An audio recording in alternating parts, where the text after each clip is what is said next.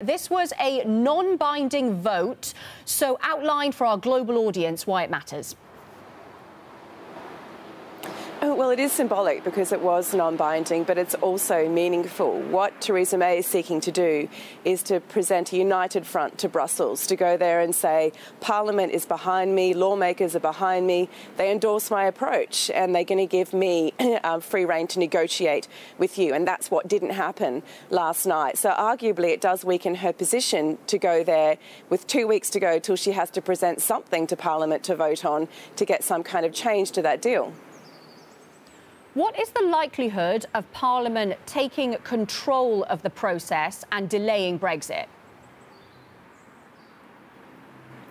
Well, it all comes down to how Parliament votes on February 27 and whether at that point Parliament does move to try and take control of the process, whatever that does mean. But we have also heard that Theresa May's own team perhaps is amenable, as we've heard in some bar conversation in Brussels in the past few days, to extending Brexit.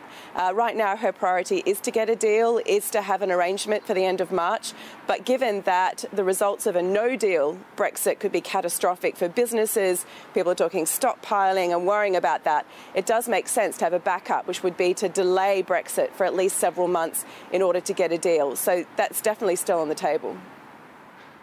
Maria, Ros was just saying that this does sort of leave Theresa May weaker in the eyes of Brussels. But does the UK actually still want to renegotiate the Brexit deal? Because I've been reading some reports that suggest otherwise.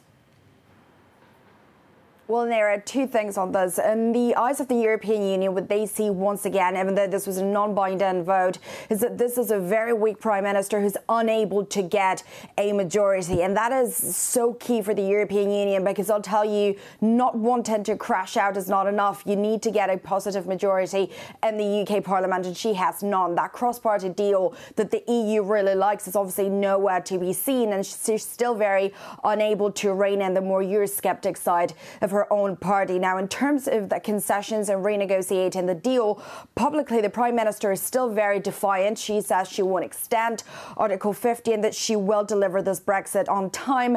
Behind the scenes, however, we do hear the UK has now almost conceded it won't be able to renegotiate the deal. It won't be able to get the concessions that Prime Minister May needs, and instead will have to settle for a very European compromise. Obviously, that is good news for the EU, you could argue, but it's still bad news when it comes to this deal getting through the UK Parliament.